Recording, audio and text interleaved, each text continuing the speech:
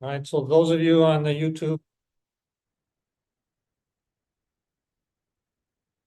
those of you watching on YouTube, we're going to be starting the meeting here in regards to the Honolua Bay damage case from the grounding of the Nakoa yacht. We're still waiting 5 minutes or so for people to get here before we start. So if you just hang on for now, we will open shortly.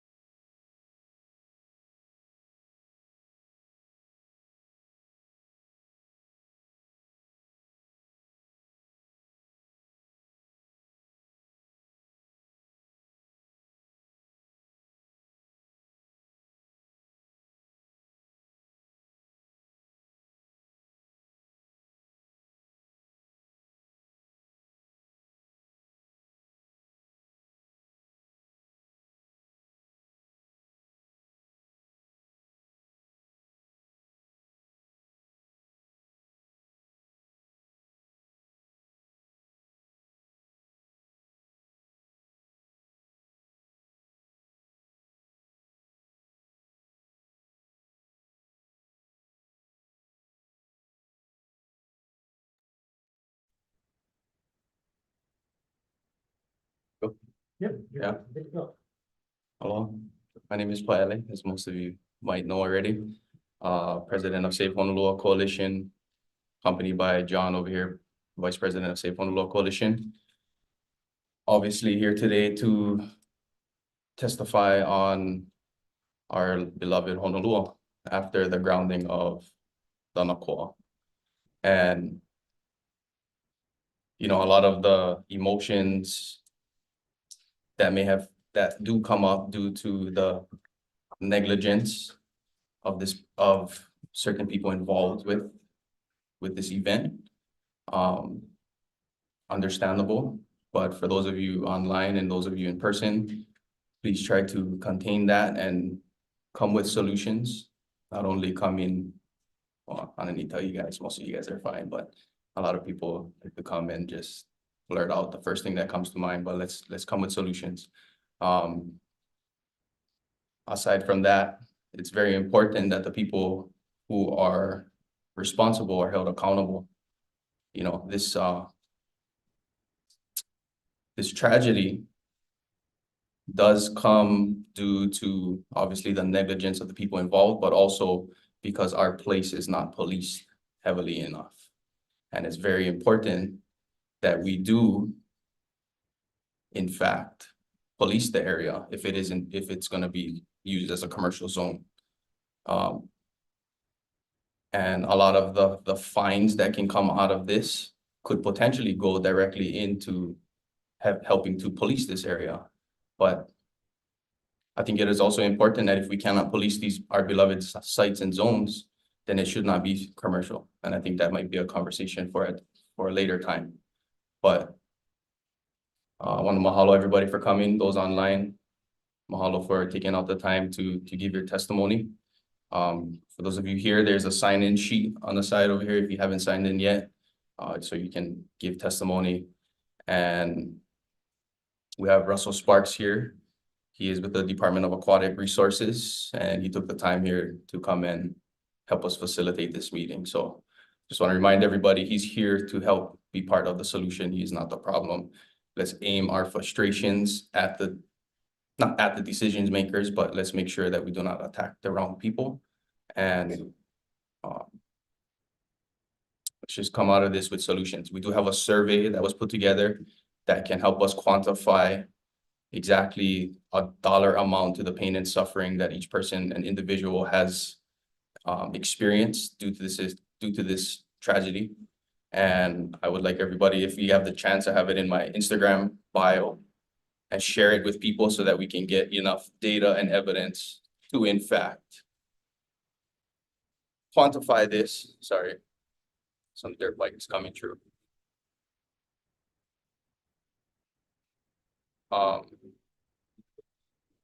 Yeah, please do take the time to fill out that survey. So we do have data, hardcore data, that will give us a valid reason and actual concrete evidence so that we can, in fact, put a price tag on this. But I will hand it over to Russell.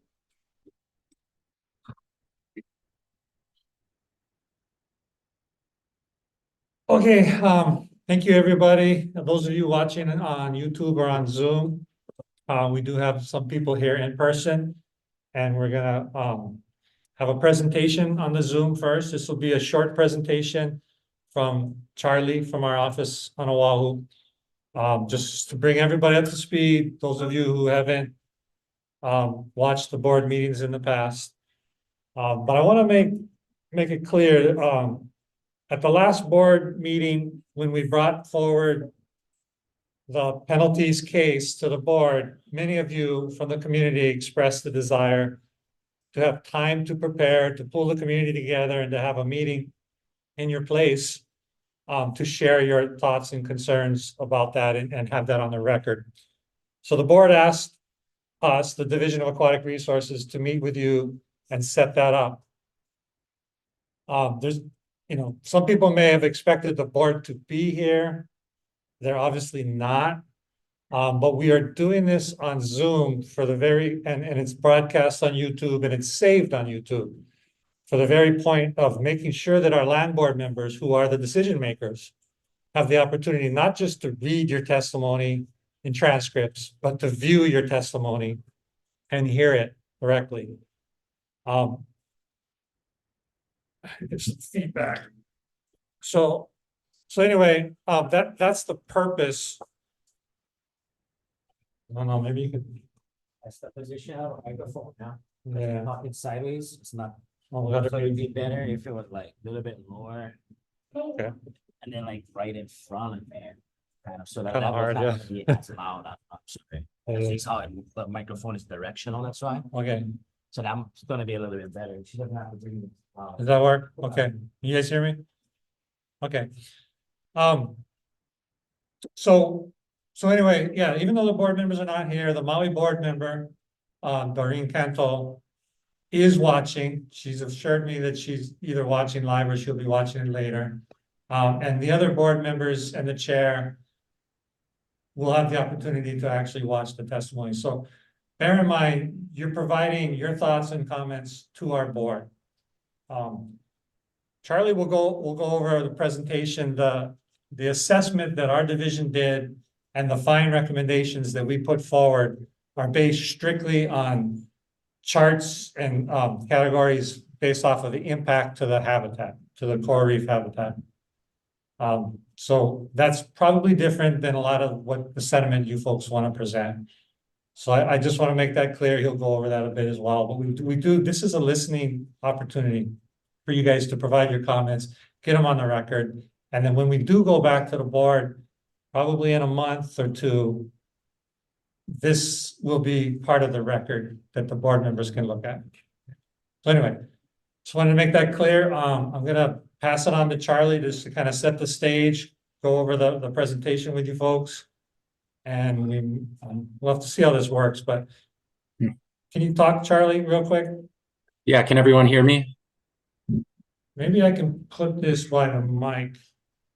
Would have been nice if. All right, should I talk now? Check, check, check, 1, 2, 3. Yeah, that works. I think that works. Okay, Work? yeah, go ahead. Great. All right. Mahalo, Russell. Thank you so much for the introduction, and aloha, everyone. My name is Charlie Taylor. I'm a legal fellow at Division of Aquatic Resources. So this is just going to be a very brief presentation because I know most of you are very familiar with what happened. Let me just try to share screen real quick.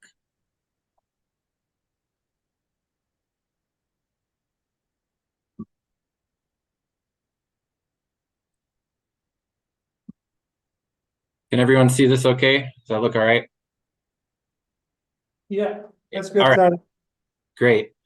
Well, yeah, so I just wanted to echo a little bit of what Russell said. So this is a brief presentation just on what happened, what was damaged, and how we came to these fine amounts. So we brought this to the board twice, but the board was very concerned that not everyone in the Maui community had a chance to express their voices with this. Maybe they didn't receive notice of the past meetings, things like that. So the board directed us at DAR to hold this meeting. And this is really, like Russell said, it's a listening session for the board. They want to hear anything you have to say, and probably not going to do too much question and answer, anything like that. But we just really want to hear at the end, after this presentation, just your thoughts and just anything you want to say directly to the board. So this incident occurred between February 20th and March 5th, 2023 in Honolua Bay. And I'm going to go through this briefly because I know you guys probably already know a lot of this, but the responsible parties are Noelani Yacht Charters, LLC, Jim Jones, who was the operator of the vessel at the time, and then Kevin and Kimberly Albert and the Albert Revocable Trust. You kind of think of them, I guess, as co-owners for now. So the timeline is February 18th and 19th. Jim Jones moored Nakoa overnight in Honolua Bay. The next morning on the 20th, it became adrift, it grounded, and then really for the next 2 weeks, it was just all hands on deck.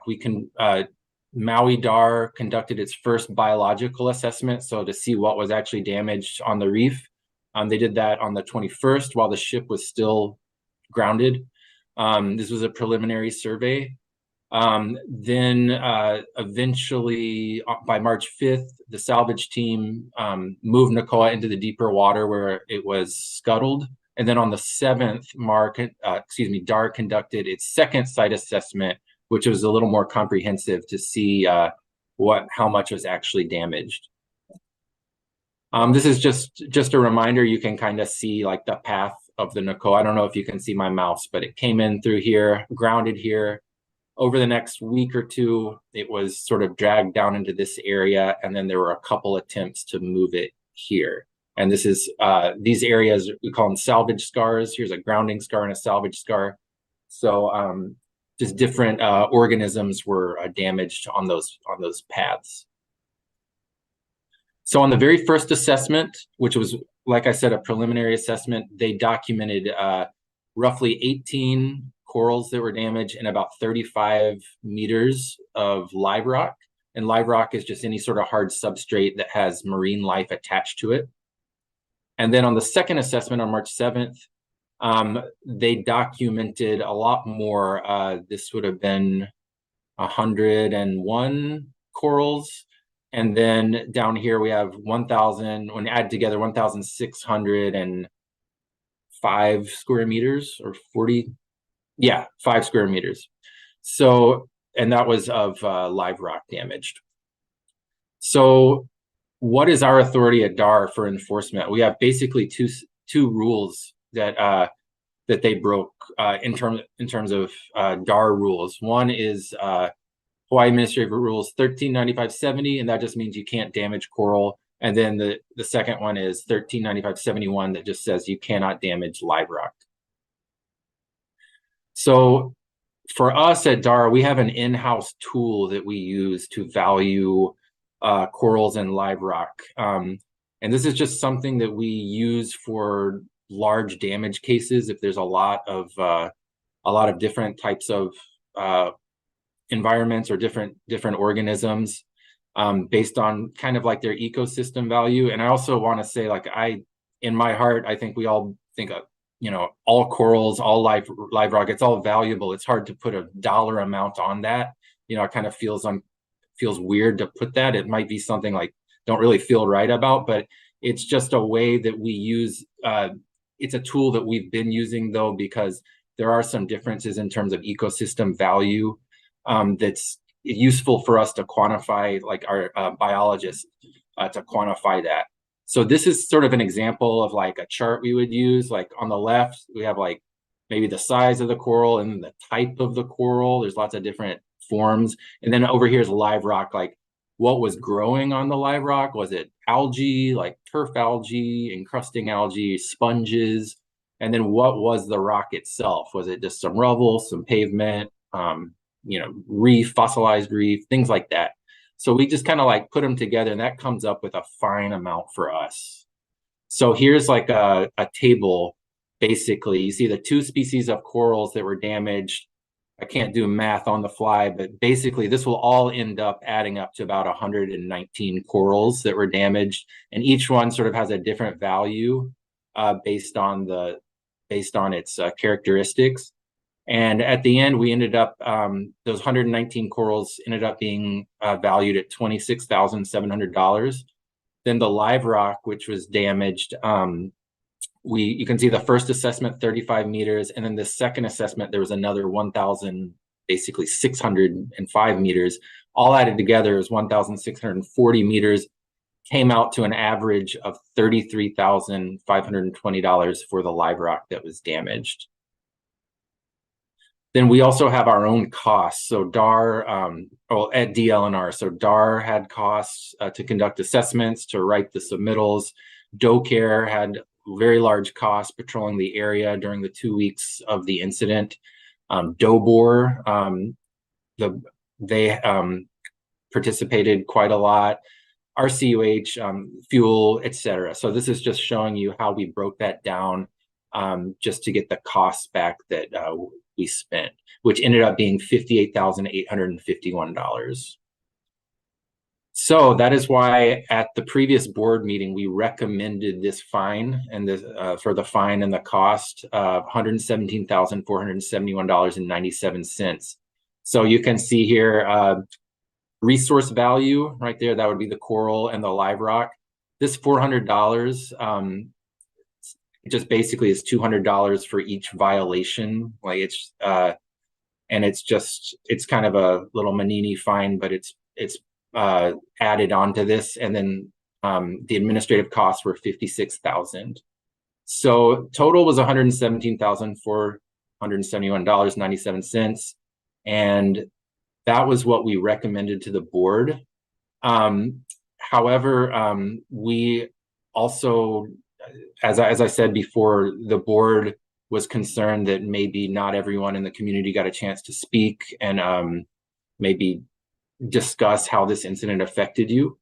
And that is something that the board directed us to hold this meeting, and something we are more than happy to do. We're very, honored to be here, happy to be here. And they will be looking forward to listening to any of your comments coming up. So with that, I'll just end it, just try to keep it brief, just how we arrived at that number.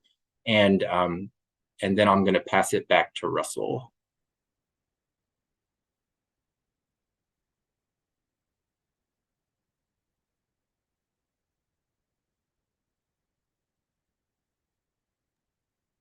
All right. Thanks, Charlie.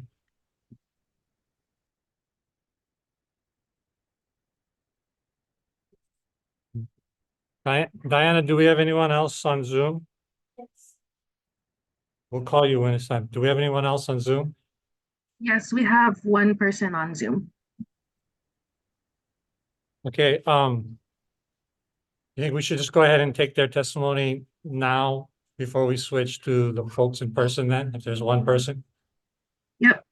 This is Max Fancher. I'm going to ask you to unmute and share video.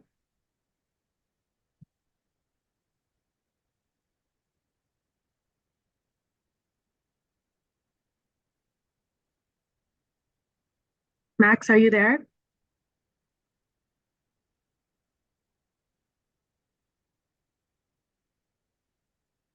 We can come back to, I'll to, come to them afterwards. Okay, yes. Sounds good. Who's the state?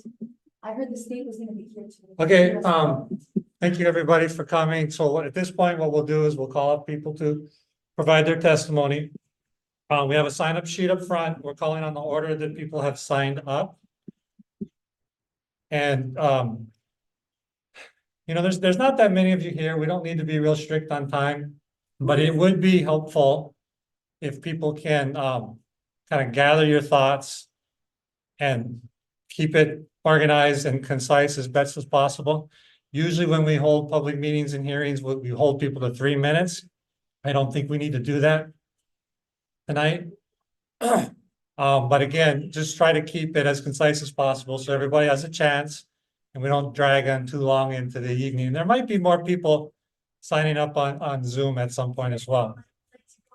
Might keep the hold for too long and then he start losing his mind. Please, I just have something that I would like to say that I think everybody should hear. So, hold on a second. I mean, there is a procedure. I think If the everybody- person who is first on the list agrees to let you do it, that's fine, but we need to go It's gonna be through dark. that process. We're catching an Uber up the mountain. Is that all right? Thank you, Bella. Okay? So please, when you do come up to testify, state your name clearly. Try to look towards the computer so that you're on the Zoom screen for the record. Yes, sir. Okay, thank you. Mahalo. Aloha, everybody. My name is Hawai'i Precious Makikal, and I am not a shareholder or a community Kanaka Maoli that is concerned for this place. I am the owner. I'm the one that secured, and my family and I, 29,038 acres. We fought blood, sweat, tears, and futs for this ahupua'a all the way out to the seas. Now, my great-grandmother, Cecilia Ko'omea Paki, she won in 1972. Her mother is Wahinia'ea, her father being Palau Kekaha Paki. My grandfather, my great-great-grandfather's great-great-grandfather is Pa'ea. He had founded the town in Lahaina in 1810 to be close to Kihawahine, who is the guardian of the springs. Now, I have been fighting an electromagnetic compulsing system, the environmental, the cultural, and the historical impact assessment of this ahupua'a alone. When it came to the 500 acres of solar that has been, put up for eligibility up here below Heaven's Gate, it was going to be emissions of so large that it would affect Hana, 100 miles. Now, the amount of greenhouse gases that it takes to make those solar panels, it goes against greenhouse emissions, greenhouse energy. It makes all the emissions and greenhouse gases, making it not so green. I won that against Tetra Tech, one of the leading AI companies on earth, by myself. I ended them. But what else did they do? What did I lose? I just lost the Hawaiian homes being placed next to the sewage plant, where it's really Hauna. They're going to offer them farmland to farm their food. They're going to divert their mismanagement of their injection wells that is killing our coral reefs already 5 miles out. I also got this confirmed through a diver named Larry, I don't know if you know him, for 5 miles out in the area that the baby whales are born. I lost this. They're plowing the land. They're placing the Hawaiians next to the sewage plant and all the piping for the sewage to be diverted up my mountain, flooding the crops of the food for the Hawaiians and being fed to the people. When I showed up with CDC reports saying that it is not consumable for humans, you can wipe out these future generations and make you sterile. It disregarded my report, and they're plowing the fields for this to happen. But I won the 500 acres of solar. Next one, let's see, when was it? July 18th? July 18th, Aina Archaeology had a assessment for all the water ditches of Honolua to Honokauai. In this ditch, there was opais, big lobsters, big purple lobsters, not like the Kianai opais, but big purple lobster calls, opai nuis. There was o'opu as big as sharks. There was hihiwai by the billions. And because I was the only one farming and the only crown left doing anything with the land, they said, oh, there's water for her, we're gonna take it and build plantation estates. When they built plantation estates, there's one thing that those developers, Peter Martin in particular, did not address. He did not look at the old maps. The old maps come from a very, very structured set and where all the laws of the land get one. Kahawai, if you know, like the Kahawai red dirt flow into the marine reserve, you divert the red dirt away from the marine reserve. They built plantation estates. They diverted all my water. They killed my farm. They killed all the opai nuis. They killed all the o'opu. And now only proof of them being there is a dry punawai with billions of hihiwai dead shells empty like snow. They took the water, they built plantation estates, and they filled in all the kahawais. They did not look at the old maps. This is what killed the Honolua Bay. Did anybody listen? Did anybody look? Does anybody dive there? Because I am a diver, a Hihikinau and Honolua Bay.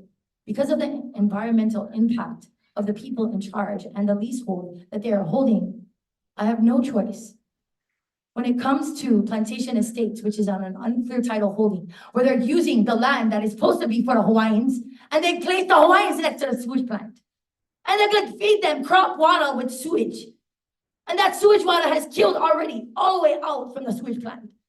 Now the environmental impact, and I see you guys through Zoom, you guys are talking numbers. Nobody should be talking numbers. Nobody. I wanna know, where's the state? Who is posing at this estate? I'm hoping that I'm speaking to the state because that's what this meeting was held. I am an owner.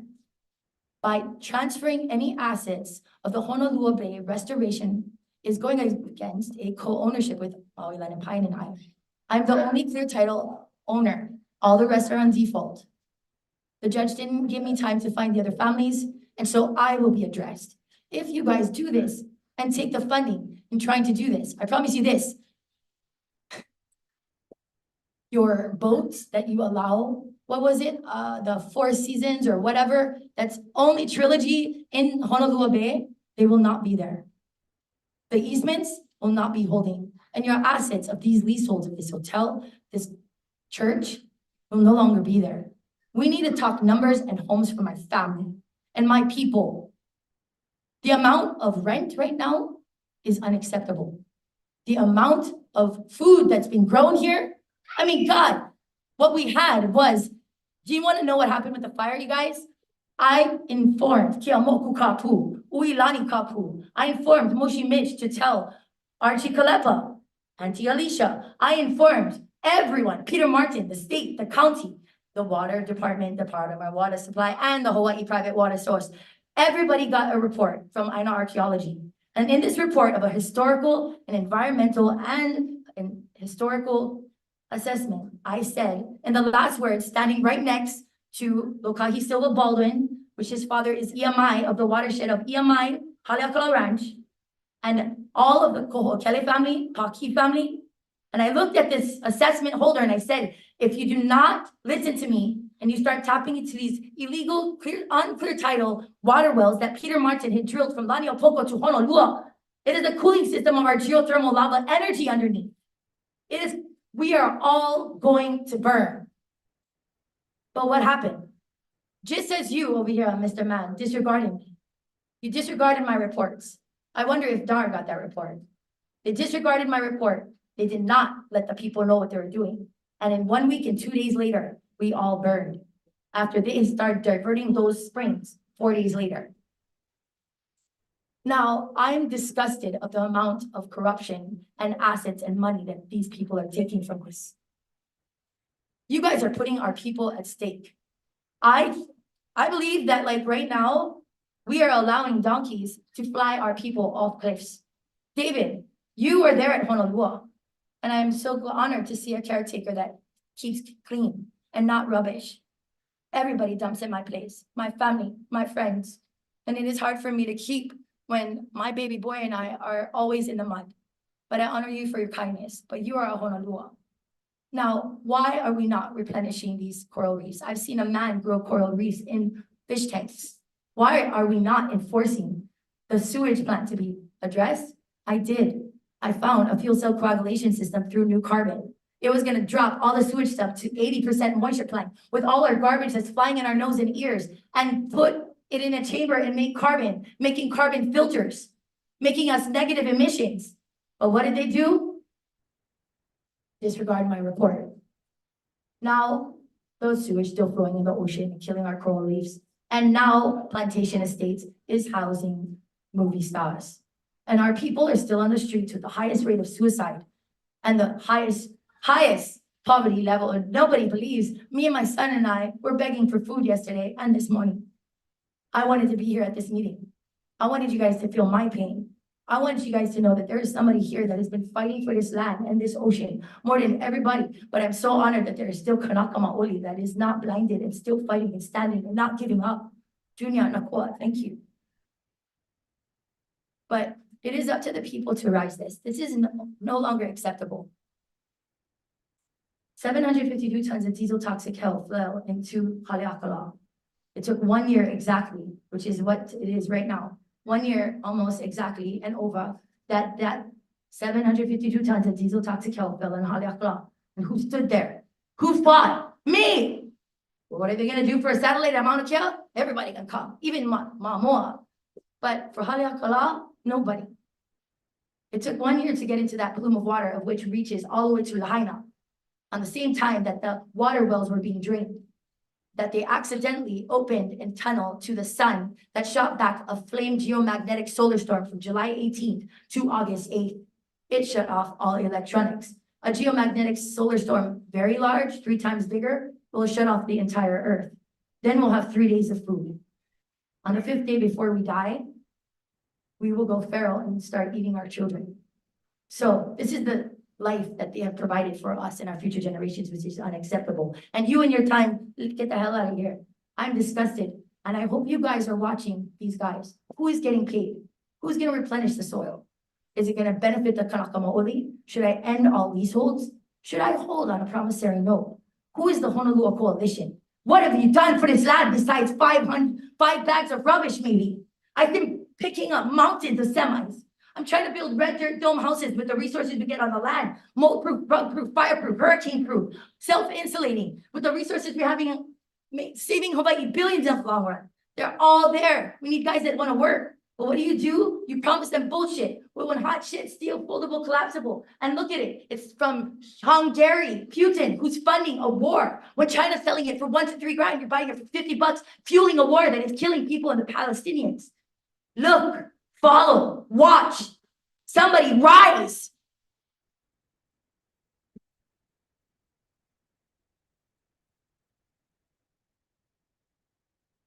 Okay, thank you. Next is Peter DeAquino. Peter?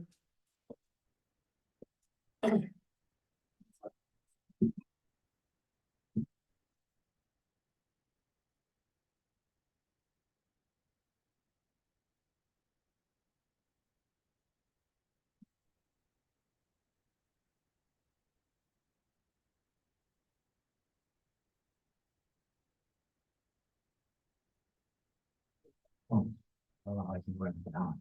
That was a good one. But my name is Peter DeAquino. I'm from the Hawai'i, originally lived in Lahaina now for many years. Musician, fisherman, and I come speaking to you guys as a fisherman now. Going through the numbers that was given for the fine is baffling to me. Like you said, how do you put a dollar amount on a piece of coral or our resources, you can't put money on that. And growing up, being a diver and a fisherman, there's regulations that we have to follow. And if you do not enforce these regulations, nobody will follow them. Been diving my whole life, and I don't go into Honolua Bay because it's regulated that I'm not allowed to. when I first went in there, I was already older. And I noticed all the invasive species that was in there. I took my family snorkeling, my in-laws over there.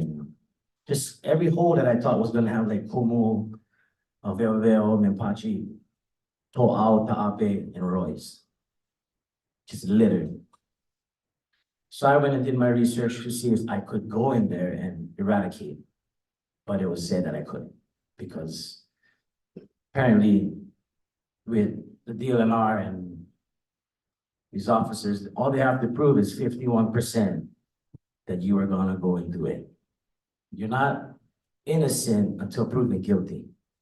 So basically, what my resource had said, who was a retired DLNR agent, said, if you're standing at the beach with a tree prong in your hand and your hair is dry, they can take your stuff, fine you because you had intent on going in. With that being said, I step back, I'm not gonna do anything, I'm not gonna lose my diving stuff. I work hard for that. Some of it is generational. My dad gave it to me, his dad gave it to him. So I'm not gonna do that. Moving to this side from the Navaiha and seeing how cherished Honolua Bay is. Not saying more so than anything else, but it is really cherished. It's a crown jewel in surfing. I recently just started surfing it just because I had that reverence, like I'm not good enough to go out there. It's one of the best waves in the world, so now I surf it. So now I have another tie to it. I started diving outside of the bay where you can, where the Nakoa had rounded ground. Now, if I was to get caught spearing fish, taking lobsters out of Honolua Bay illegally, like I said, my stuff would get confiscated, I'd get fined. And then not just my diving stuff, if the penalty was severe enough, they could take my truck. Any tool that I use to go get this illegal fish or what marine life, whatever I use can be confiscated. So that's everything. Now this infraction started in Honolua Bay. They were attached to the moorings illegally, staying overnight, which you're not allowed to do. And we all have friends and resources and we all talk. A really great friend of mine, his sister takes care of those moorings. And they had told the captains and the people on the Nakoa that moorings will not hold their vessel and they're not allowed to stay overnight. And they ignored that. So regardless of where it ran aground, I don't know if you guys are even like, oh, it wasn't in the actual reserve. It started in the reserve, okay? That's where it started. With negligence, it ended up where it was. Now, being a diver and a surfer, I understand how the current works. If you dive out there, you notice there's a big shallow reef and a big channel, like every single bay. So when the waves came in, they brought all of that fuel into Honolua Bay through the shallow area, because if you ever get wiped out and you get caught on the inside, what happens? You don't get to paddle straight out. You got to get dragged through keiki poles all the way into the bay. And all of that fuel went in there. That is the corals and the live corals that you guys did not go and assess. All this scar stuff, that's great. But you guys never go in the bay. And we're not gonna know the damage until we see it. We don't see it now because we don't know the damage. Because it's an unforeseen damage to that reef. Now, then it goes into the bay. And where does it have to go? Out of the bay. So it did a full circle all the way out. Nobody assessed any of that. Do I think the fine that you guys are gonna give them fair? No, absolutely not. Any fines you give any Malihini tourists that come in for any infraction is not enough. Riding the turtles, touching monk seals, all of these different things that we see happening, especially on social media now, because everybody can cover it, the fines are not being assessed. So you guys are not enforcing your laws. So now we see that and we're not gonna follow the laws. You understand where I'm going with this? Because if you're not enforcing it, nobody gonna pay attention to them and there's gonna be nothing. Okay, and I personally do follow them. I follow the seasons. I don't peek out of season. I let go to mamas because I want my kiki to have a place. And we entrust Honolua Bay to you. Because I can't go in there and eradicate all the invasive species. I cannot replant limu because we're not allowed to take limu that's still attached to the rock and take it and put it someplace else. That's illegal too. Planting these limu that is disappeared, not disappearing, disappeared. Imagine what that diesel fuel did to all of that limu that was almost going again, gone. Now, going on more of you guys' rules, I also, I throw net. If you even possess an illegal net and you never even throw them, you possess it, you're getting fined and going to court. That's possession. These guys would moor in the bay on purpose and would destroy all of that reef and all of that ecosystem. You guys need to enforce them 100%. BLNR that was up there holding the place, that was the most I've seen them up there ever. Ever. They're not up there. Why? Because you guys are short-staffed. Because you guys not finding the people that's supposed to get fined to fund you guys' stuff. Come on. I never take economics in high school, but I know that much. You need money for you guys to enforce the law. You need to enforce the law because that gets you the money to get enough DLNR out there.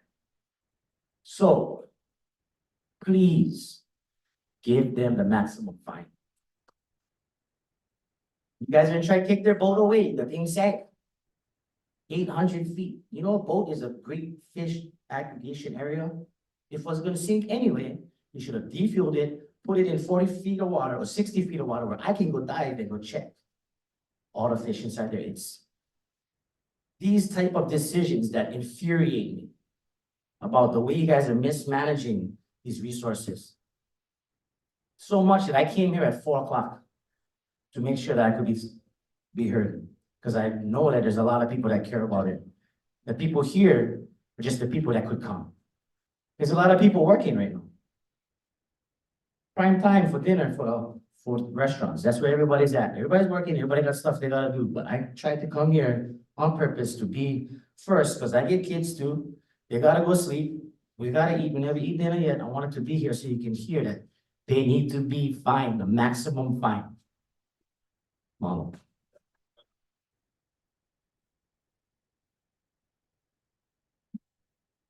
Okay, next is supposed to be John Carty. He's agreed to let Uncle Jimmy BLNR talk. I just wanna, point out a few things, since there is more and more people coming and everybody wants to have an opportunity. There's some kids that maybe need to get going at some point. I'm keeping time at 5 minutes. I'm not gonna hold you to that, but if you see me stand up, that's 5 minutes. Just start thinking about wrapping up if you can. Okay? Jimmy BLNR. Hi, guys. My name is Jimmy Billino, okay? After hearing what the brother over there was saying about the boat that gets stuck in Honolua Bay, in my opinion, because I was there, I saw the whole thing. I live right in the bay. The boat was not hooked up to any of the mooring at all. Number two, they could have got the boat out the next day, because we looked at the boat was in nose first. Common sense is gonna tell you, like the old Hawaii's used to do, 55-gallon drum. Get 4 of that, put them on the side of the boat. The tide goes up, you pull it away, nothing, you tore up. While I was talking to the officer, His opinion was, we cannot do that. You know why he couldn't do that? Because that boat worth over a couple of $1 million. The state of Hawaii was looking for the money, not for what had happened to the coral. Yeah, I can tell you guys that because like I said, I live there. John is my neighbor. I can see who comes and who goes in the whole area. And what they did down there, while I was talking to the officer what's his name anyway? The woman that was the Coast Guard that was taking information from the owner of the boat, she started to laugh because she came the next day and told me straight, Brian, you were right. They could have used a 55-gallon drum to get their boat out of there. But no, they left it, the way they tied it was so secured, they did not secure it. The boat turned and slammed against the wall. I watched the whole thing. I have two lady friends, elderly lady, go scuba diving. When I told them about what's going on, they went to check. There was no chain, no rope, nothing was tied on the buoy. Or on the mooring, they say. So, whatever the story you guys heard is what they want to put in the papers. But I was there, and I see everything. Nothing passed my eyes. Okay, so I just wanted to get this story straight that what the brother was saying, I can see his point. But in reality, if you look at it, it was all about money. It wasn't about how damaged the reef was gonna get. Because they're both worth over $7 million.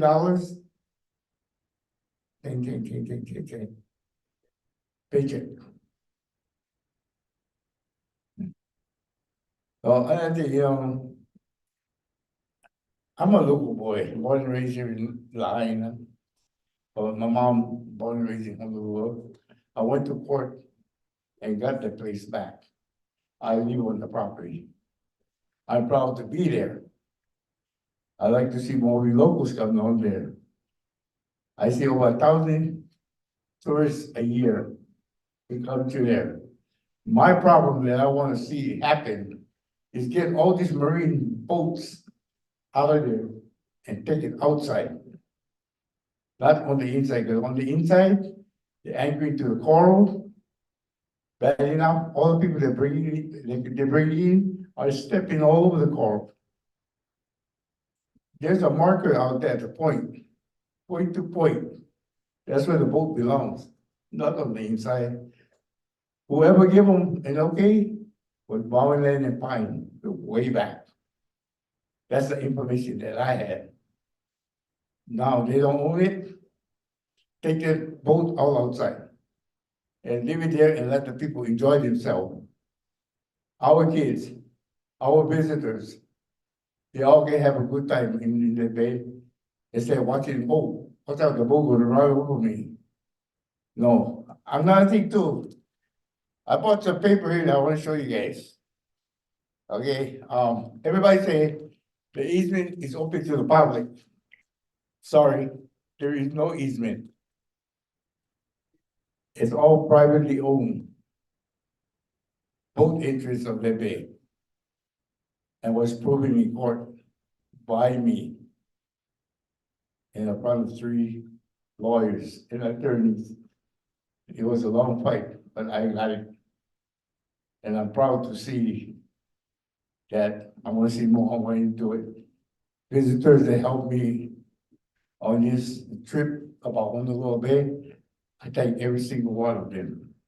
Because it was the visitors that really, tell you the truth, they put their money up for me to fight a case with Maui and Pine. And I thank every visitor that comes to Hawaii. Thank you.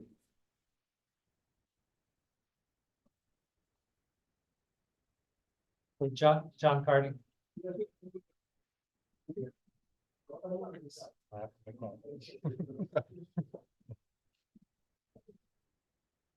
That's as high as it goes. Thank you. You guys hear me okay? All right, thank you, Kumalani, and thank you, Casey, for hosting us tonight. Okay, thank you. Okay, thanks everybody for showing up. Board members, this meeting is for you guys, so I'm just gonna look at you. Your rules are incompatible with this sacred space. You're trying to operate and assign numbers to the damage that was done to the coral. And the system doesn't work for this place. So moving forward, this is a call to action for the rules on the land that protect heiaus need to be, there needs to be this for aquatic resources in sacred space. So that's important.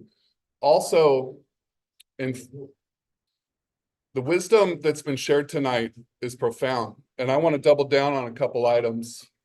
Enforcement is lacking. And if you guys are going to claim ownership and assign your rules to this place, then your badges and your people that enforce rules need to step up and answer the phone when we call for help. And Safe Honolua Coalition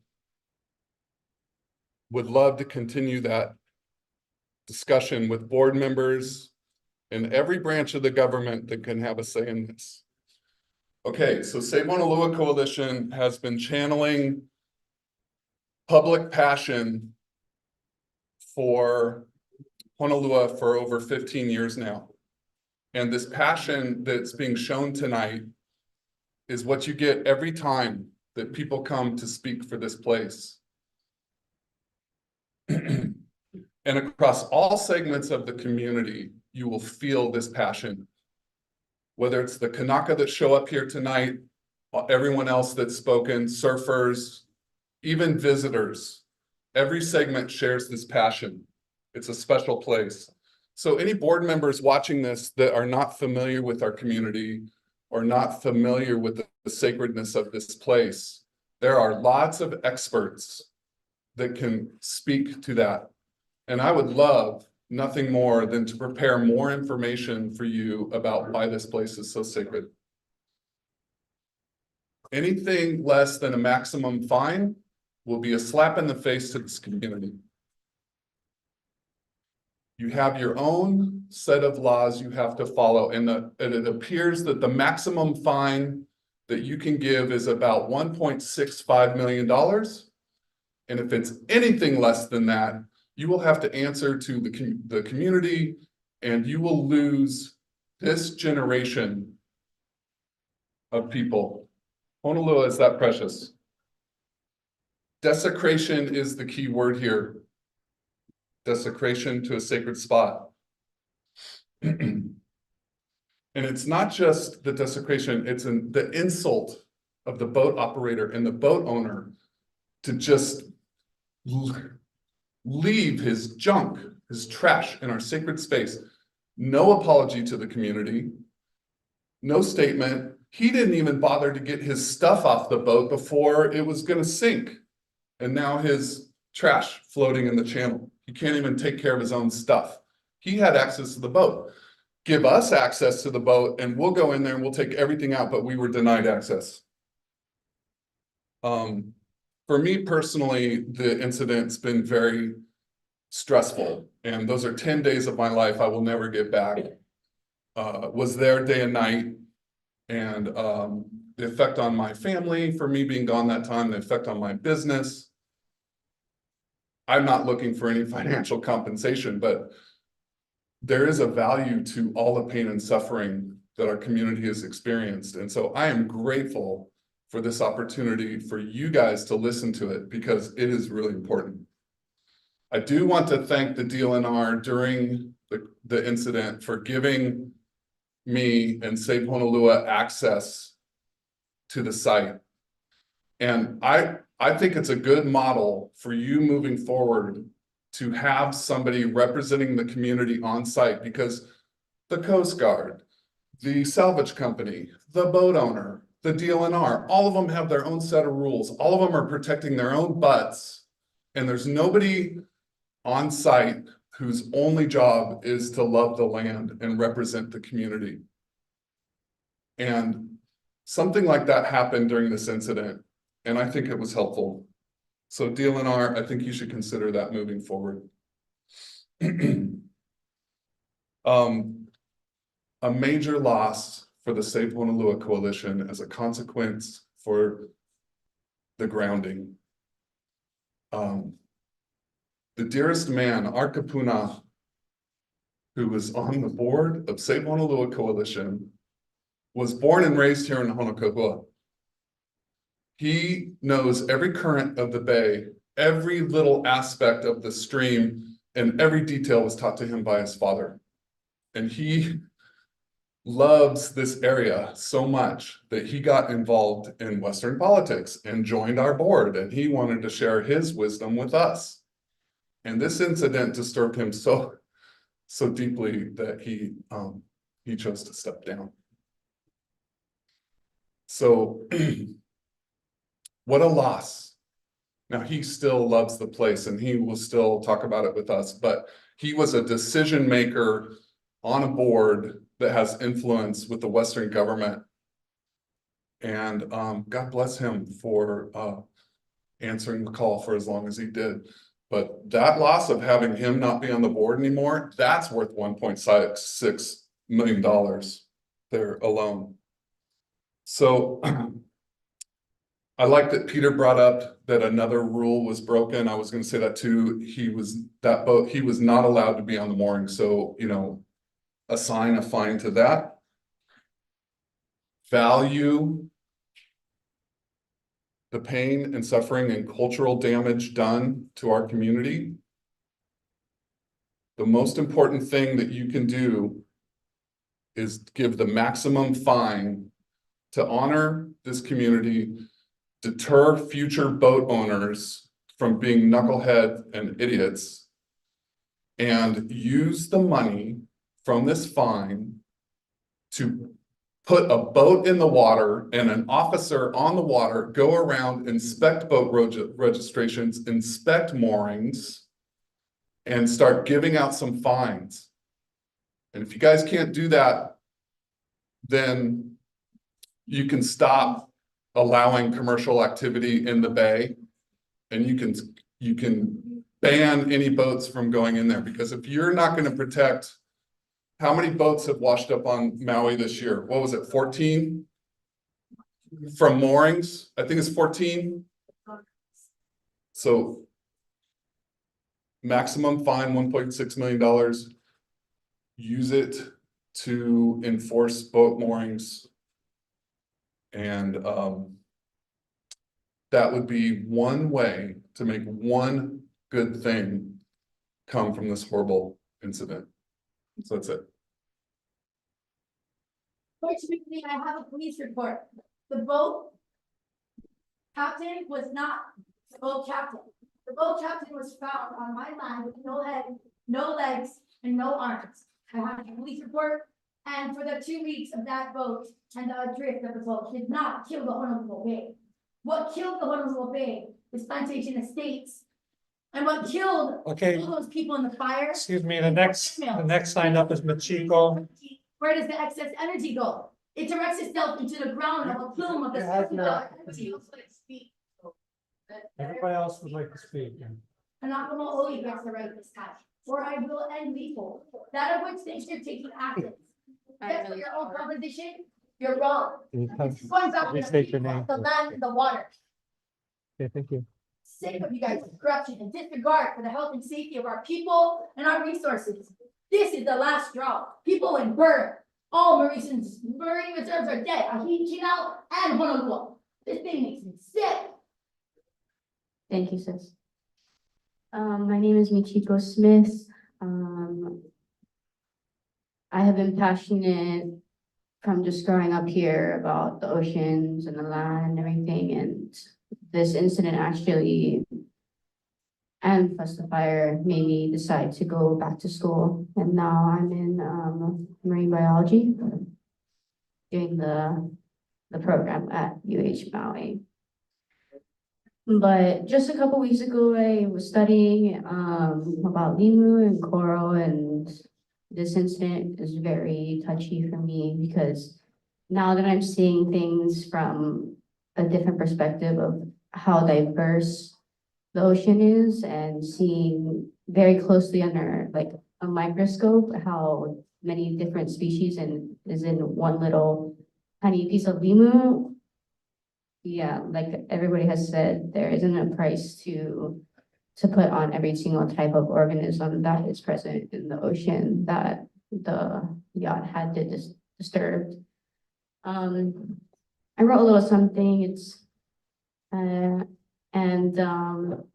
don't know if anybody knows this, but 94% of the Earth's animals are found in the ocean, ranging from tiny organisms to large mammals.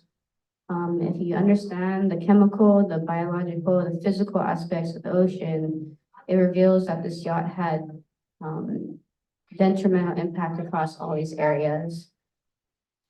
Through the ocean, through the oil leakage and the disturbance of the marine life and sustainable ecosystem, this yacht has disturbed the delicate balance of the life in the ocean. Removing coral leads to harm to overall health of the ocean and inhabitants, which turns the effect of our own well-being.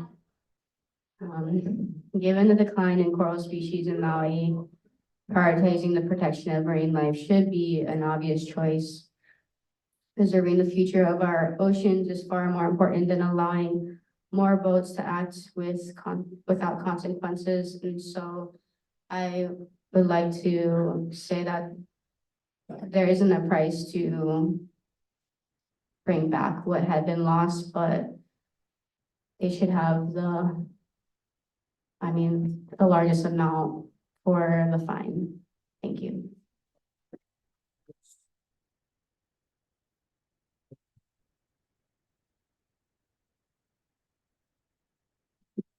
I have it.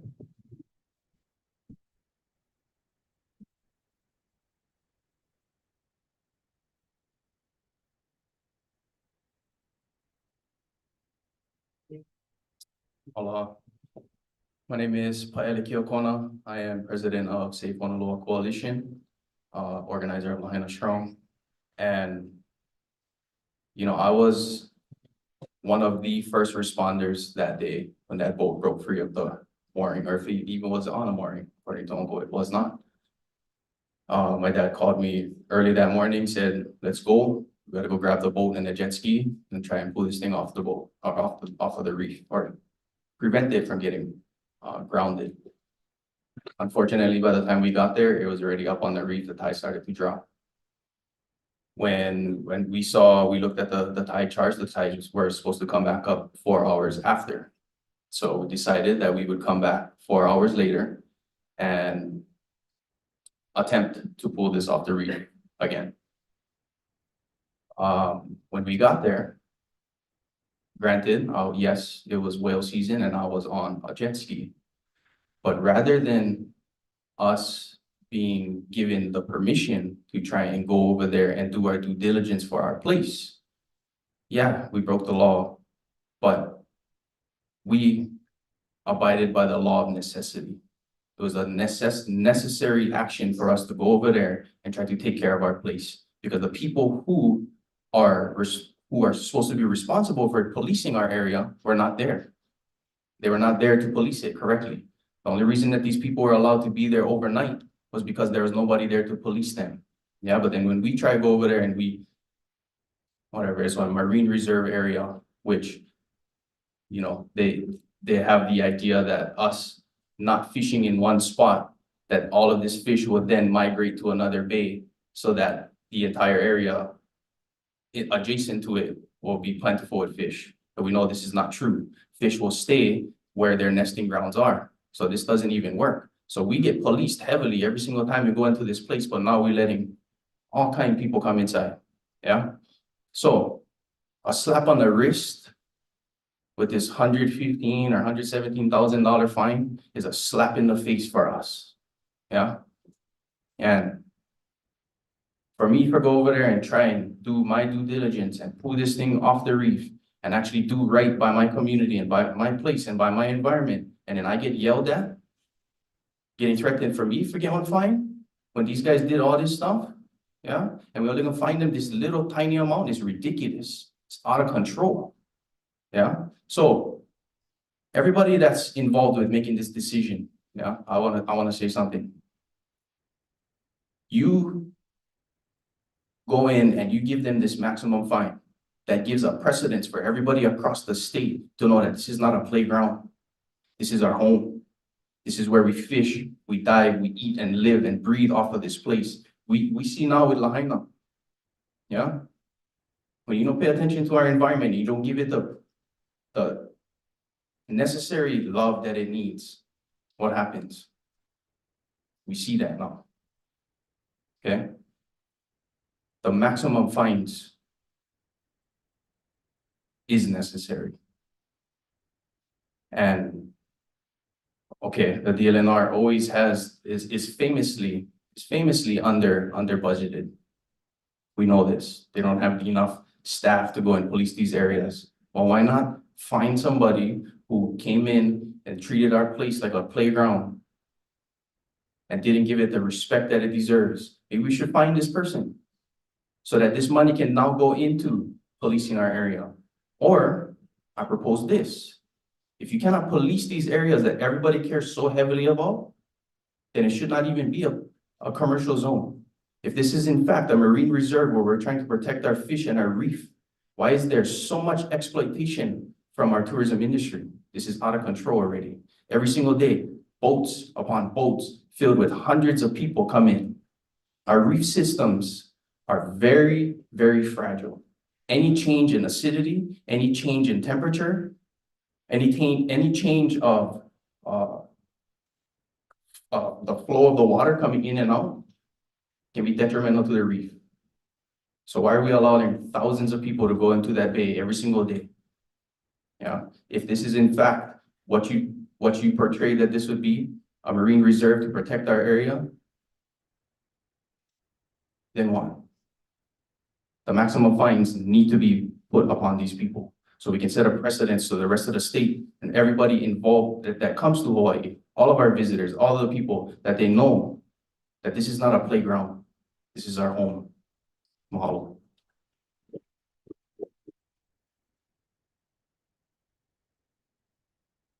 Next, Leonard Junior, Nakoa.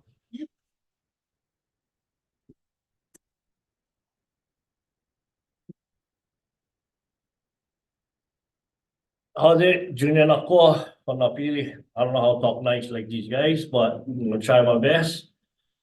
Like I told you guys at a board. Yeah, I want to talk a little bit because, I planning guys, or we knew was gonna have this, but now you guys will get it tonight. Growing up, yeah, okay, wait, I take that back. I don't fish. I go Safeway, Foodland, like that, or I go to these guys and they give me fish like that. So I'm not gonna talk fisherman stories, but I'm gonna talk to you guys about how we was raised here in Hawaii, here in Lahaina, here in Maui, here in Napili. If you do something bad, you get dirty lickings. And you get the dirty kind of lickings you get, depending on how bad you can screw up. So the bottom line is, these guys really will screw up. This I'll be blocking with my hand, 2x4, all everything back in the days. It's what you guys gotta do, bro. You guys gotta give them the most hardest punishment that they deserve. Okay? They never listen. They know they were screwing up. They know they were doing stuff wrong. They knew it. They never care. They never give a damn. You guys will only find them $100,000 for somebody who get $7 million boat, who get how many $1 million insurance and all this stuff. Yeah. So these guys should get the maximum. You guys, you're in the $1 million, you still yet too cheap. Start from the $7 million, the price of the boat. The one that they will mismanage. And then, I think everybody will see them. Finding these buggers, you can go ahead and put people to watch the place. And if you guys no can do, you guys no can watch the place, you guys no can manage them, get the hell out of here. Yeah? Back in the days, you do have the Ohanas who live on that bay. Watch that ice box. Make sure you only take this much. Yeah, you take too much, they tell you put them back, or they tell you how to take them off. We should cut them, no put a rock, no put a core out. Okay, because you guys don't know what the hell you guys doing. You guys think you guys doing, you guys come up here with all kind of numbers crap like that. The hell is that? Yeah? The Hawaiians know how to take care of the bay.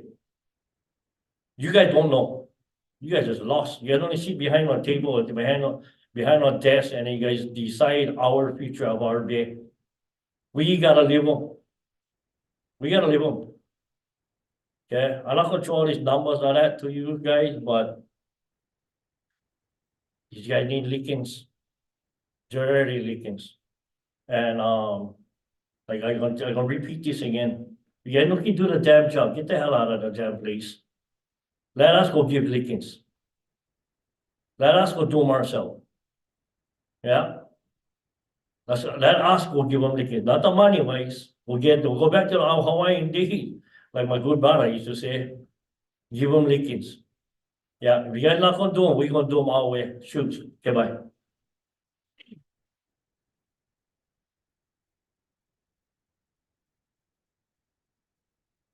Next, Kai Maele, is she the one that went first? Kai?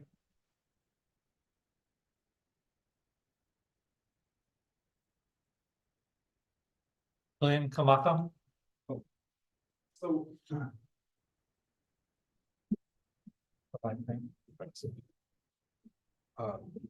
Pahu couldn't come tonight, and so he felt he wanted to be represented, and he gave testimony at the last meeting that we had online, and he asked that I just play what he said at the last meeting. And so I just like, it's 2 minutes long. I'd like to play that for, because he asked me. Hello, Chair. Can you hear me? Yes, we can. Hello, Chair and board members. Thank you. I am Kahu Kamaka. This issue brings a lot of pain in me, being that I'm Keiki Okaino of this area. When this all happened, when the yacht got grounded, Michael Pornas said, you go down there to that yacht, you go and ask for forgiveness on our papa. This is how dear I hold this area and any area that I'm my Kuriana. I need to fulfill that Kuriana because of my components that have passed that on to me. So I did ask for forgiveness down there with the papa. And I watched that yacht just tear her up. It ate me. Really did.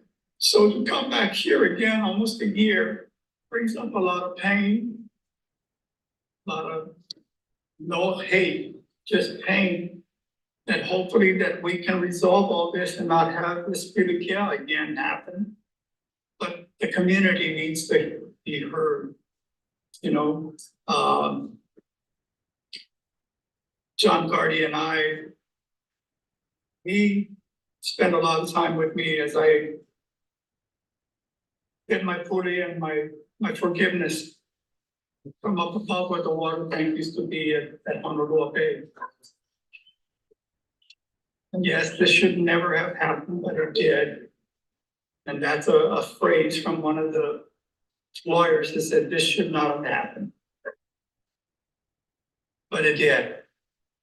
So moving forward, just like we in Lahaina, moving forward, one day at a time, I ask that you defer this and bring it to our community so our community has a chance to voice an opinion. Okay, so he also asked that board members that before you restore any coral, so this is, you know, we have to talk to a lot of people here, but he asked me to say for the record that before you restore any coral, come to him, and there need to be protocols because it's a sacred place. Okay.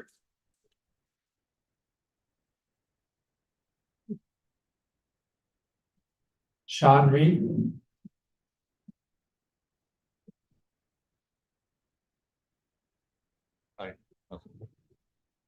Yeah, what's your name again? Russell Sparks. Yeah, I don't know. Could you hang for 1 second? Hello, folks. My name is Sean Reed. Thank you so much for coming out. Uncle Dan is my really good friend. To hear him heartbreak like that breaks my heart. So I just want to, you know, this isn't really complicated. We're so meeting out, bro, from the fires, and you talk about pain and suffering. I heard this is what this is supposed to be to determine what this. I'm in a church, so I gotta be respectful, but the names I have for this guy. Liar is one. I don't believe one word that guy said in his story. How that big boat drift up current. I have video testimony here. I took video that morning of that boat. Okay. Stinky. Terrible. Okay, you can't see it, but I'll submit this. I'll send it to you, email it to you, whatever you want. I was there that morning. I was choking on the smell of that stench. I was watching it leak. Early morning, another friend was up there, John Kinimaka was up there. We were up on the point, and you could smell it before you walk down. The stronger it got, there were 3 DLNR guys down there. I think you could hear them on the phone. And I watched that thing bleed out, that disgusting pink, toxic sludge out of it, knowing and hearing it crunch on the reef, going back and forth. Where was the owner? He was nowhere in sight. He split. He left his problem for us. He damaged our church. We're in a church right now. I can see our church from here. You want to talk about sacred? That's where we worship. I ride a wave out there. I praise God for every wave I catch out there. It's one of those magic waves on the planet. And that's just surfing. The recreational value of it, the cultural value, the OP, the fish, the sea life, the ecosystem. Is that in that report? I need to see one word in that report. I know you have a formula about, oh, this little thing here on that amount is worth, I don't know who even came up with those numbers. It's a joke. Okay, so pain and suffering, what is the price for a scar that long on the reef that's always going to be there? A reminder. Every time we paddle out, every time we swim, every time we go there, we look up on the cliff, we see that scar forever. What's the price on that? Huh? I didn't see I don't see anything. You know, I see like, what's with the asphalt with microalgae being costing more than a coral colony, part of the entire ecosystem from the bottom up.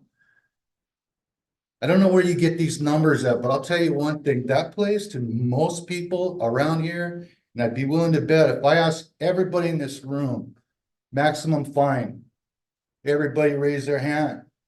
That guy deserves maximum fine, no leniency, no slap on the wrist, an example gotta be set. Okay? Because another reason is,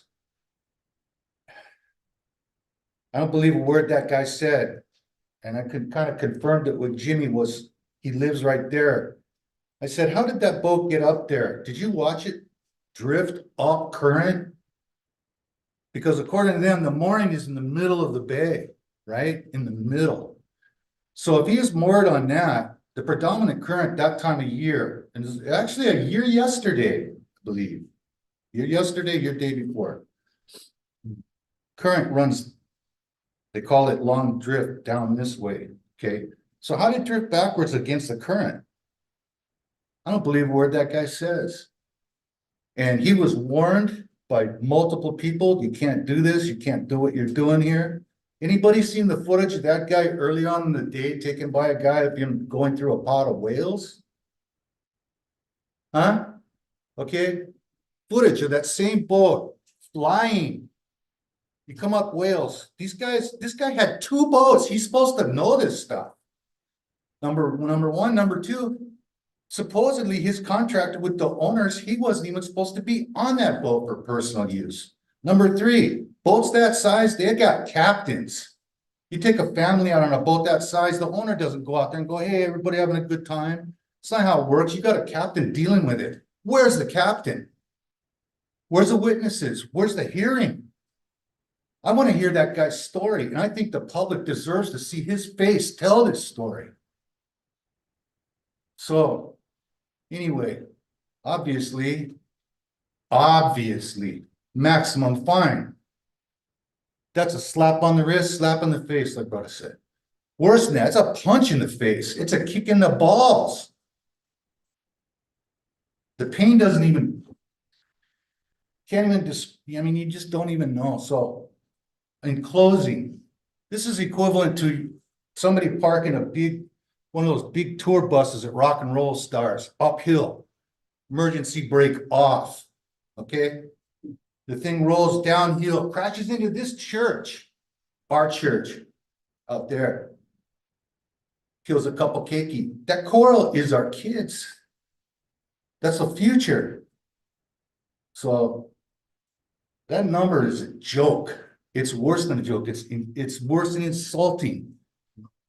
Causing more pain. You want to talk pain and suffering? That causes more pain. Maximum fine, use the money to inspect moorings, to get, if you're going to enforce it, then enforce it. And, I don't know how much pull you guys have to get this guy. I don't even know what this is going to accomplish. But I just hope that you understand that's not just any bay. This got global attention. Every news. So you know what else is going to get global attention? The fine you give to this guy. That's it. Wow.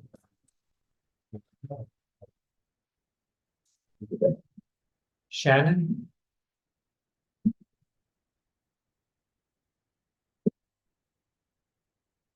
Hello, my name is Shannon Ii. I didn't come here with the intention to speak, but I think it's definitely needed.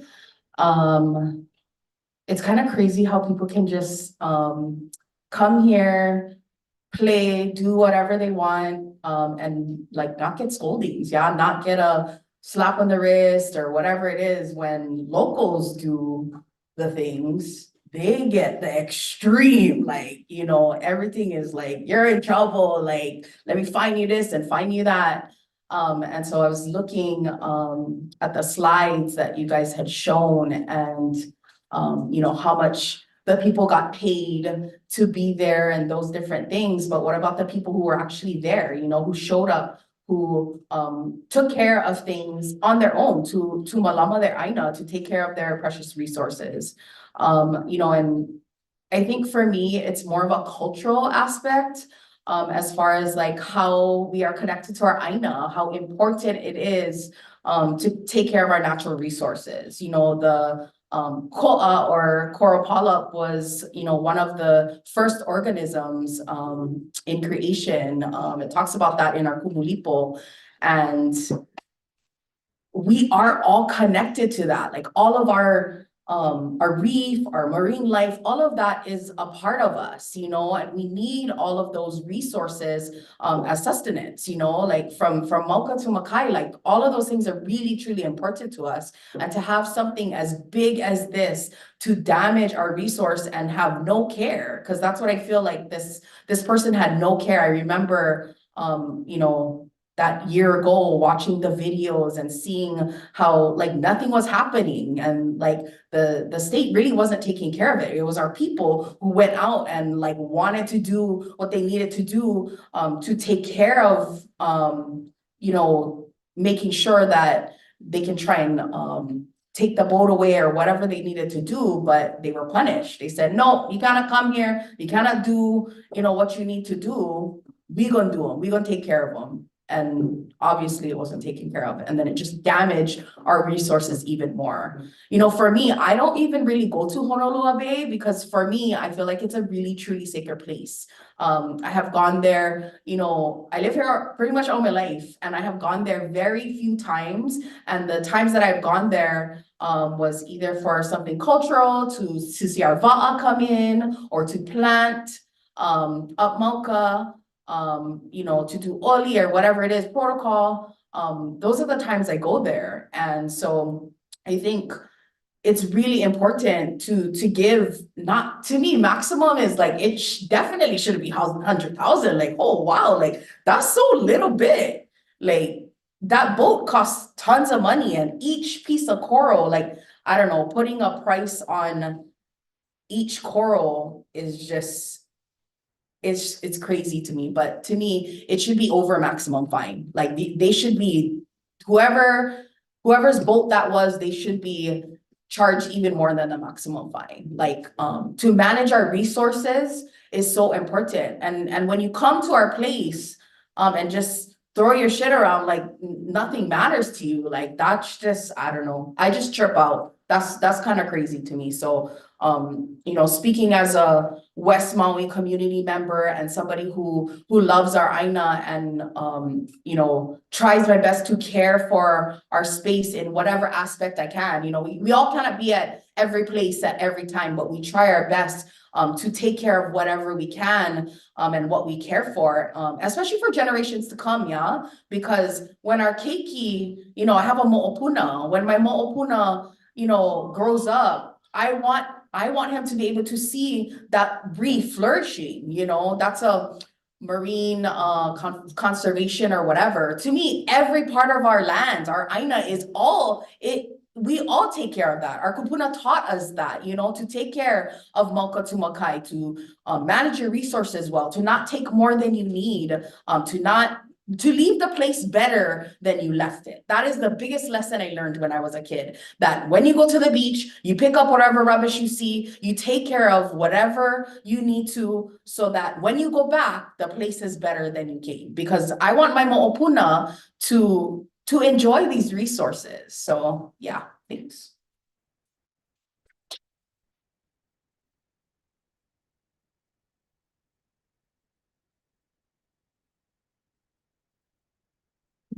I'm not exactly sure the first name, Connie or Kahi, Austin.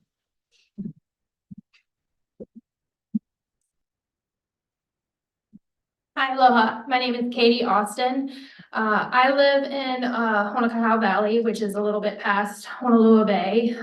And the night before, when I was coming back to my house from work around 10 o'clock, I saw the Nakoa in the bay moored really inside, and it caught me off guard because I knew that, you know, it was such a massive yacht, and I was like, what is this? I should have taken pictures. But I was in a hurry to get home, and then woke up the next morning and this whole thing happened. And speaking with some people that knew that it had been there the day before, the whole day on the mooring, a lot of the boat captains that were coming in on the catamarans were trying to radio to that captain and tell him that he can't be on that mooring, that it won't last, and he shouldn't be on there, and he wasn't responding. So a friend of mine that was on the boat said that her captain drove close and tried to tell him, like, dude, you can't be on that mooring for too long. It's not gonna hold your boat. And the captain of the Nakoa was just kind of like, screw you, I can do whatever I want. And And then the boat captains, they're of the catamarans, and I think that they're kind of scared to come out because it's with DLNR and that's who controls our permits and everything. So it was kind of like, they didn't want to come out with that story about, you know, them trying to warn because probably too many of them are in the bay to begin with as it is. So I just think that this kind of behavior can't like happen and it shouldn't happen. And I think that the maximum fine has to be given to prevent this from happening like any further. So that anybody that does own yachts or boats understands that if they, you know, do this, it's not just gonna be a slap on the wrist. I mean, we need to take care of this problem, and whether that be completely cutting off any boats going into the bay, you know, I mean, I would be for that as well. So I just think that you know, I don't want that type of tourist here at all, much less like what he did in that water, and guarantee how he treated every single human that he probably came into contact with on that visit. And we really need to deter these type of people, like seriously. So thanks, mahalo.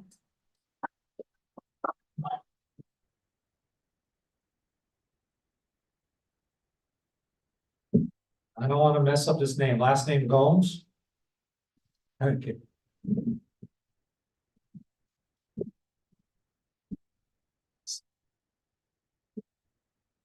Good evening. I'm just gonna keep this short and sweet.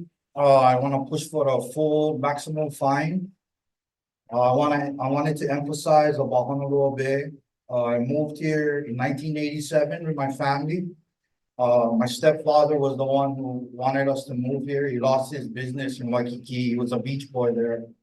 So we needed a new place to live, and we decided to move to Lahaina, where my family kind of grew roots and where I was raised, and like where my stepfather taught me how to surf, you know, especially in Honolua Bay. And so I learned a lot through living in this community and how special like the oceans that surround this place and the Aina that we live on, and how special this place is, and especially all the extensive damage to the fire. I guess I gotta refer to that. But in April 10th, 2016, was when we scattered my stepfather's ashes in Honolua Bay. So to this day, we still have a memorial there for him. He's not the only person with a memorial there at Honolua Bay. Some people choose to treat this place very sacred because it's almost like a graveyard. In Hawaiian customs, some of us choose to get cremated and our ashes to be scattered in the ocean. My stepfather, a person I used to call Papa, very sacred in my heart, is scattered there, you know. And how sacred do I hold that place? I've never surfed since that day there, but I go there to Malama, the memorial, show aloha to the other, you know, there's other surfers that enjoy their time there at the memorial, spending time with people that they love, something that I do, you know. And so that place is very sacred. And for a guy like Jim Jones, isn't that his name? His name is Jim Jones, right? KITV4 asked him some questions and he referred to himself as a local. Well, if Jim Jones is a local, then you gotta fix your damage, bro. So I pushed for the maximum fine, you know, and I even brought this up. Excuse me. Honolulu Harbor was damaged. 15,000 corals was damaged in Honolulu Harbor by a barge, right?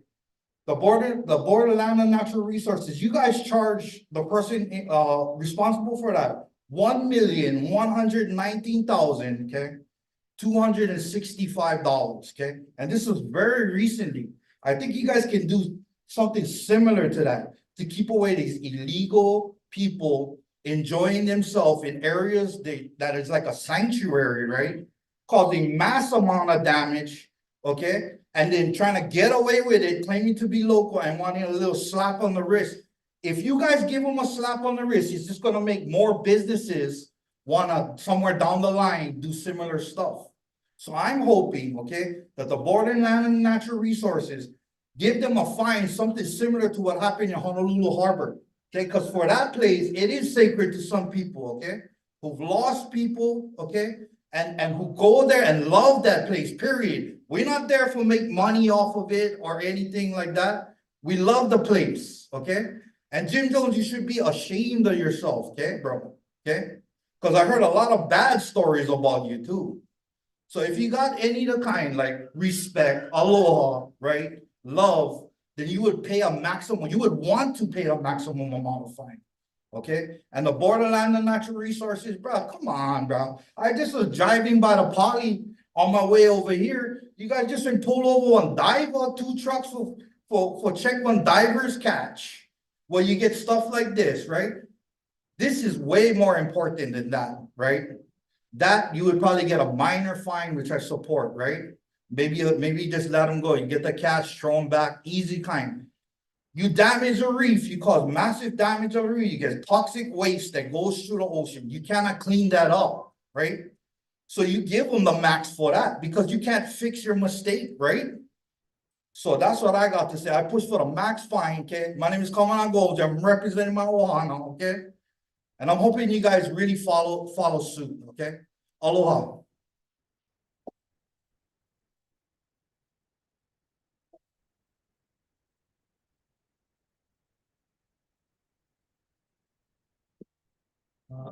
Kanolani Stewart, there. Last name Stewart? Oh, yeah.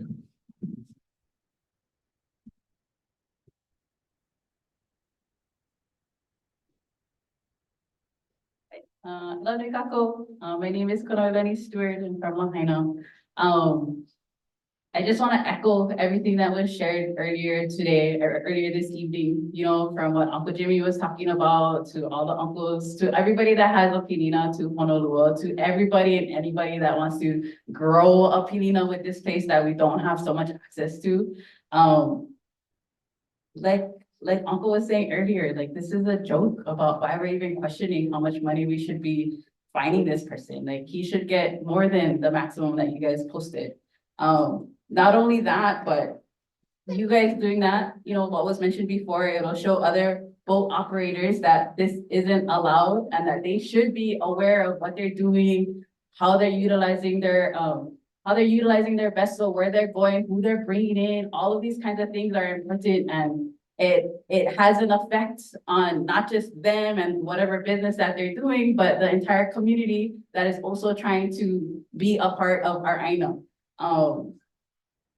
You know, you guys can utilize the funds for enforcement because nobody is out there doing anything. How many people have like used the BLNR app? It seems like it doesn't even work.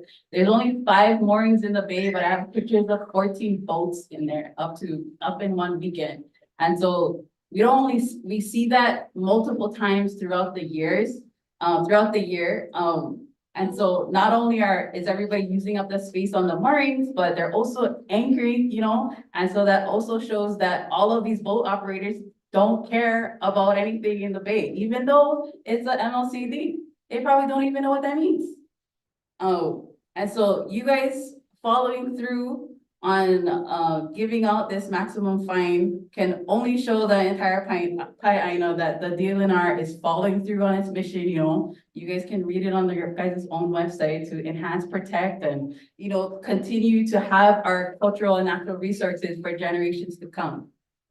You know, Uncle said that he wants to see more Hawaiians there. Then help make it a space for us, you know, revisit all the permits for all the boats that have access to these moorings. Even the Va'a, we're part of the Va'a and we can barely get a mooring out there. We have to be like one of the first people out there just so that we can guarantee have a mooring. And then even when we're on the mooring, we still get into arguments with all the other boat operators because we want to make sure that there's space around our Va'a. And so definitely just analyzing all the permits that are already issued out there and utilizing that money. You guys always talk about, oh, there's not enough funds for this. We don't have money to pay for this and all this kind of stuff. Use all of these $1 million to pay the people to do the job. And so just want to also just couple what everybody was sharing earlier. But don't forget about us, you know. Everybody drives past Honolua Bay because nobody wants to go there because all we see is tourists there, always out on the water, parking up all along the sides of the roads. There's absolutely no space for us. And so revisit the whole MLCD, revisit the reason why it became one, you know, and revisit all of the permits for all the people that have access to the moorings out there as well. Come on.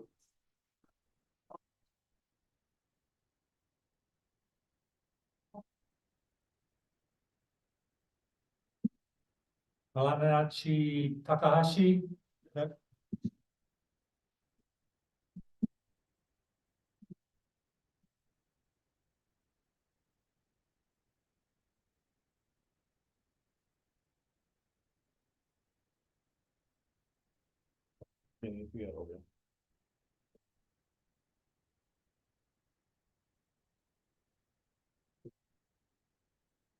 Okay, all right. How's it? My name is Colin Takahashi, and I'm a resident of the Ka'anapali Moku over here. One of the bays that is one of the larger sort of cultural complex and landscape, which is known as the Honolua Island, of which Honolulu is another one. Mahalo tika for kumlipo. I'm gonna bust that one out right after. I just wanted to share a mele from the Mo'olelo of Hi'iaka Ikapoleo Pele that was recorded and published in 1893.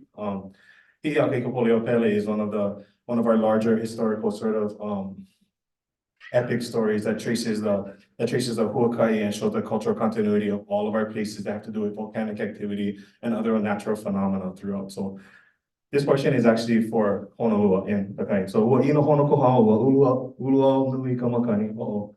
Sorry, I gotta start this again because not my phone. Yeah, wa ino honokoha wa ulua nui kamakani.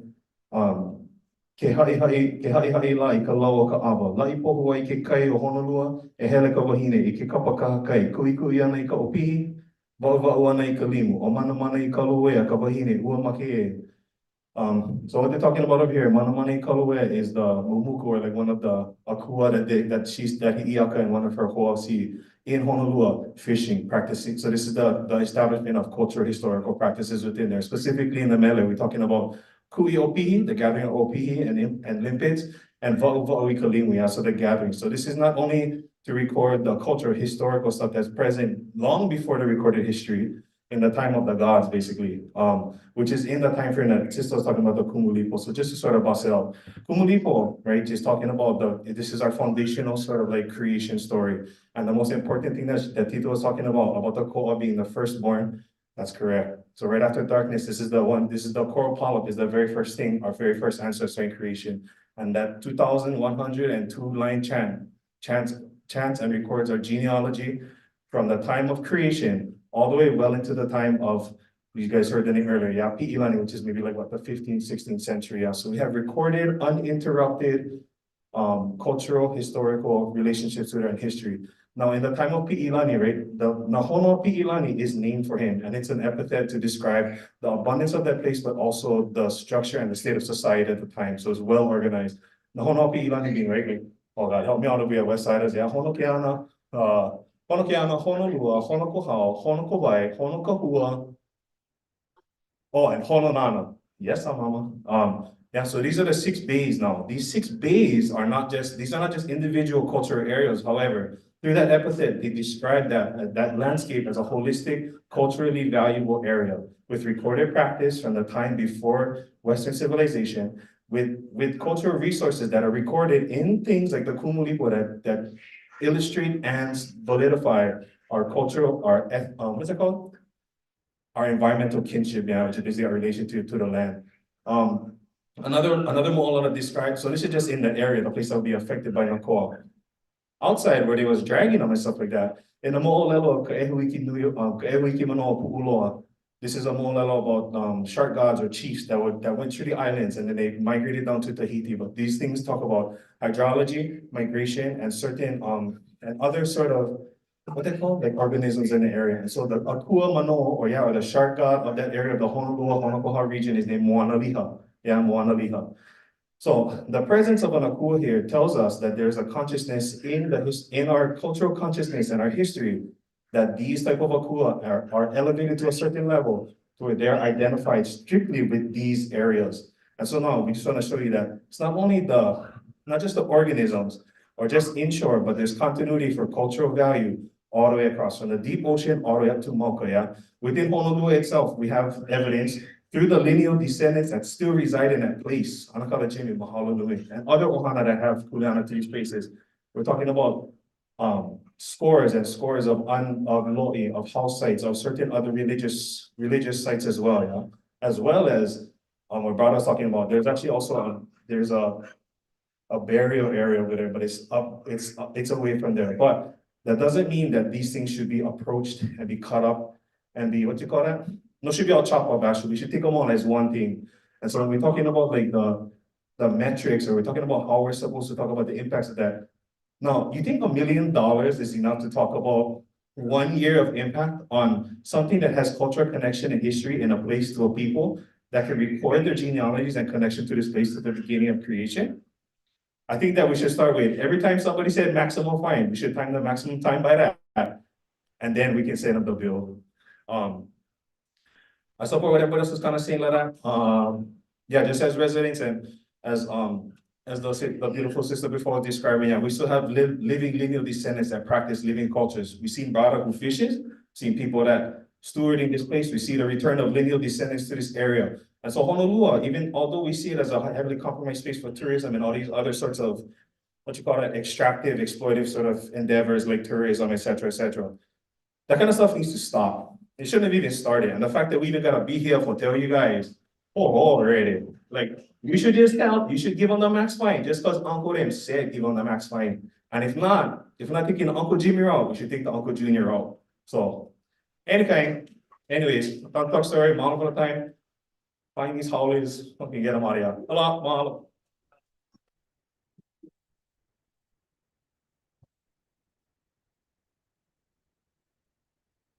Spencer Needley.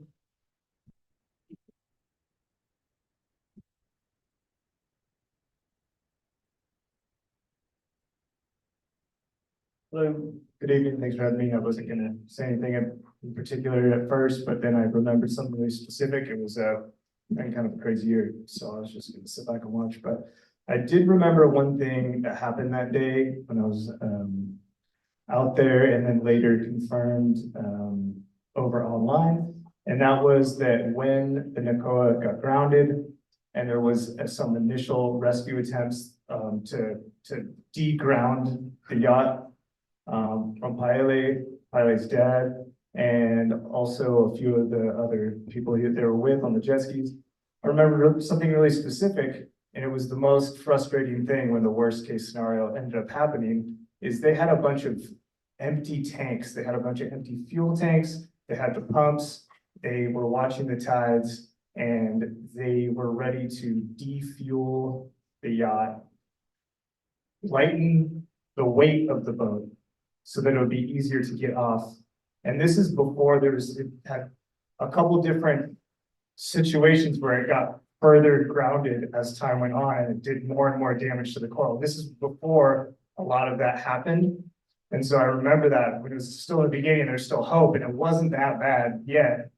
And no fuel had leaked out, and they had all the tools to do it. And they were told no by DNLR because they might spill some of the fuel. And then all of this fuel spilled because nothing happened and there was no action. And so that I remember is the most frustrating part, is there was no urgency on the side of DNLR when the community had the tools, they had the urgency. And so if the law is to protect the land, if the law is to protect the ocean, and then you're restricting somebody from doing that, and then the damage is done, and the only people you are threatening and fining were the people trying to remediate the situation, you just have to look at that situation and say it doesn't make sense. So it's happened, let it be a learning lesson. Of course, the maximum fine. I just had that specific thought, so I want to say it. Thank you very much.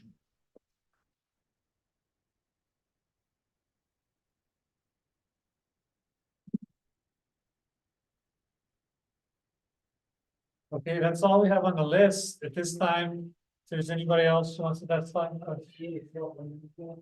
Yeah.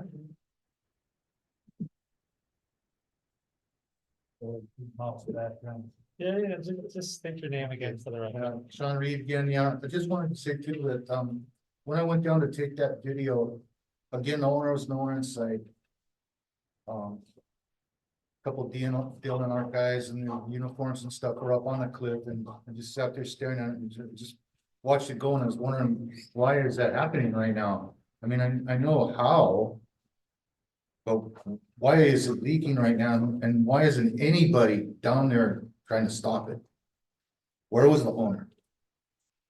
neglect, 100% in his news, whatever, interview. He said he wasn't negligent.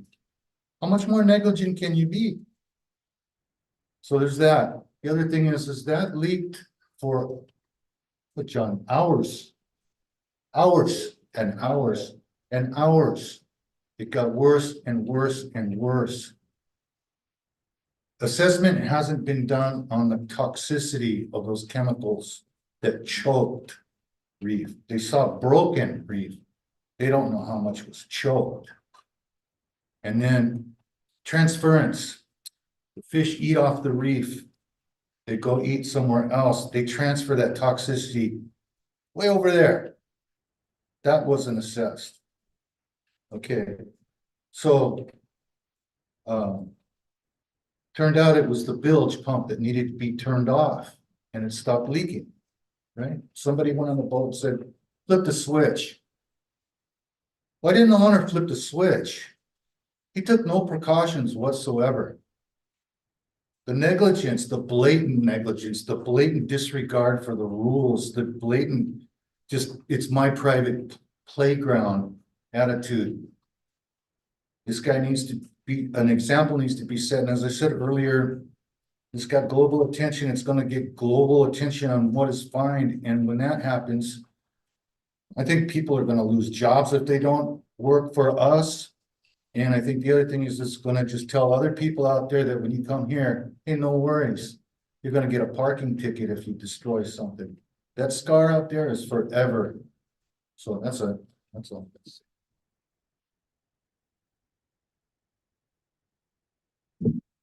Anyone else wishing to testify?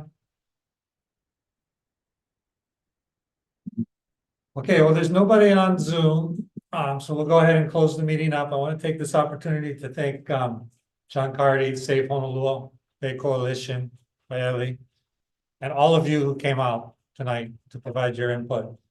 Thank the Kumulani Chapel for providing this venue, providing the audio visual for everyone. And with that, I just wish everybody a happy evening, safe driving. And just want to remind everybody that your testimony tonight is part of the record, will be provided to the Board of Land and Natural Resources when this fine comes back in front of them. And at such time, I'll make sure to let John know and spread the word that it'll be in front of the board again, and you'll have another opportunity if you wish to testify in front of the board at that meeting. Yeah. Well, the board meeting, the submittal to the board is agendized hearing of sort. It's a decision-making thing. So he is served notice of that and has the opportunity to be present or not. This lawyer just shows up. You're not gonna see him. We don't ever get to see this guy's face. Nothing. Yeah, I know. With no further testimony, I'm going to go ahead and close the meeting off. Thank you, everybody. And we are at 7:53.